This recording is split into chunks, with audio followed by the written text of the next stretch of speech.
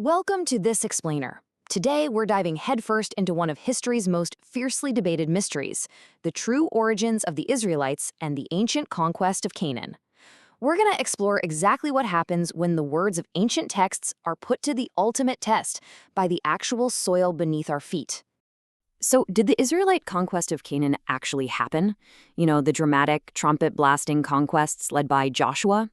For centuries, the story of the Israelites sweeping triumphantly into the Promised Land has been an absolute article of faith. The narrative tells us they crossed the Jordan River and brought down the walls of Jericho with mighty shouts and trumpets, literally destroying pagan cities in quick succession. But when modern archaeologists start actually sifting through the ruins of the Iron Age, do they find the tumbled walls of Scripture? Or does the ancient earth tell a completely different story? There's a pretty stark contrast at the heart of this whole mystery. The traditional biblical account describes a sudden, violent military campaign where cities are wiped out in a very short period. But modern archaeological claims, they propose something wildly different. We're talking about a gradual settlement, a peaceful migration, or even indigenous origins taking place over a span of 150 years. It's a profound clash between the scriptural narrative and scientific findings. And honestly, it forces us to rethink everything we thought we knew about this foundational era. Section 1. Searching the ancient ashes. To really understand the physical evidence, let's look at the findings of archaeologist Amnon Ben Tor, who excavated the great Canaanite palace of Hazor. Now, this was a massive empire, the head of all those ancient kingdoms. When digging, Ben Tor found an incredible layer of destruction. He noted almost 1.5 meters of debris, ashes, and burned wooden beams. Basically, this was the real end of Hazor in a massive fire. But here is the fascinating puzzle. As they dig through the layers, they find the 8th century, the 9th century of Ahab, the 10th century of Solomon, and way down the Canaanite era. But that layer in between, the specific layer that perfectly matches Joshua and the Israelites, it's completely missing. The destruction is absolutely there, but proving exactly who lit the fire, that remains hidden in the rubble. And this missing layer of evidence aligns with a broader archaeological consensus today. Take archaeologist Israel Finkelstein. He surveyed hundreds of ancient settlements, and his conclusion is pretty blunt. The conquest theory in Jericho was really disproved years ago. He found that the legendary sudden battles simply didn't happen as described. When experts tested the sites mentioned in the conquest narrative, they found that either the sites weren't even inhabited at the time, or their destruction was part of a gradual, long process taking about 150 years. So definitely not a rapid, one-year campaign by a single army. Section 2. Nomads or local Canaanites. So if there was no sudden conquest sweeping in from the desert, where exactly did the Israelites come from? How did they end up in the Promised Land? Well, modern historians generally debate 3 competing theories of origin. Number 1 is the traditional violent conquest. Number 2 is peaceful nomadic migration, where foreigners crossed the Jordan River and gradually shifted into settled lives. And number 3, probably the most radical of all, an internal Canaanite shift, suggesting the Israelites were actually indigenous locals adapting to a collapsing world. Let's dig into the evidence for these alternative theories. Let's start with theory number 2. Archaeologist Adam Zertal spent years uncovering dozens of new sites and passionately championed the peaceful nomadic migration theory. He really believed these people were foreigners who crossed the Jordan.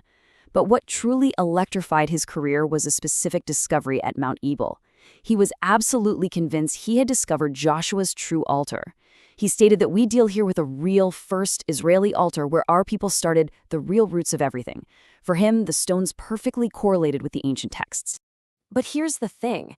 This exact site is the center of some fierce academic disagreement. While Zertal views Mount Ebal as a real, foundational Israelite altar, Israel Finkelstein looks at the exact same stones and dismisses the altar as sheer imagination. It's wild, right? It perfectly highlights how 2 brilliant minds can look at the exact same physical evidence and walk away with entirely opposite conclusions just based on how they interpret the data. Which brings us to theory number 3. Finkelstein proposes what has dramatically been called the heresy of heresies. This is the highly controversial archaeological theory that the early Israelites were never foreign immigrants or conquerors at all. Instead, they were actually indigenous Canaanite peasants themselves. The idea here is that they lived in Canaan, experienced a total collapse in their urban culture, became nomadic for a bit, and then eventually resettled. Essentially, they were Canaanites all along who just underwent a radical cultural shift. And to back up this local origin theory, we have this incredible piece of evidence discovered by Amihay Mazar. Basically, a soldier training in the northern mountains found a small bronze bull. When Mazar's team excavated the remote site, they dated it to the 12th century BC, which is the early phase of Israelite settlement, and identified it as an open-air Israelite sanctuary. But here is the kicker. Older Canaanite traditions used bronze bulls made in a virtually identical fashion in their sanctuaries. This undeniable cultural overlap reveals how those older Canaanite traditions deeply inspired early Israelite religion. It really points to a continuous shared heritage rather than a total replacement. Section 3. The Bronze Age Collapse and a New Identity. If the Israelites really were local Canaanites who just changed their ways, what caused this massive shift? Well, around 1200 BC, the ancient world literally turned upside down. A massive crisis burst throughout the ancient Near East. The mighty Hittite Empire collapsed. By 1150 BC, the Egyptian Empire's control just evaporated.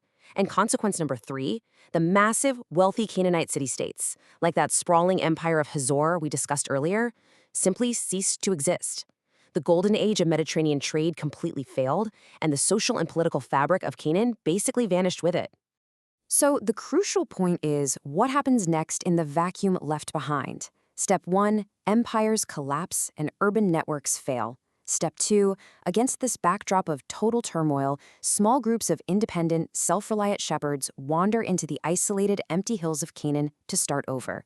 And step 3, out of their shared experience of survival in the ruins, a new, distinct Israelite culture slowly emerges.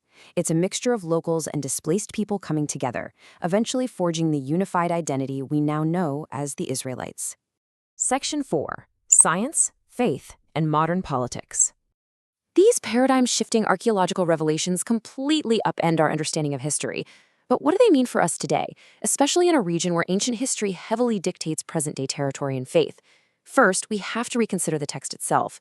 Finkelstein argues that the biblical narrative was actually compiled in Jerusalem in the 7th century BC.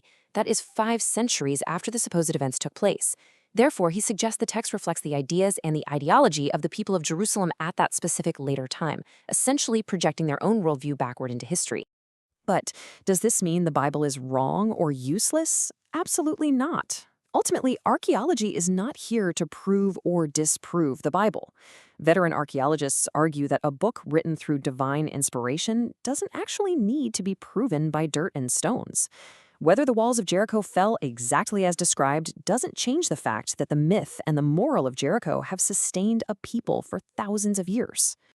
Yet we really can't ignore the human element here. In a highly complex, often embattled region, the dirt beneath your feet is deeply political.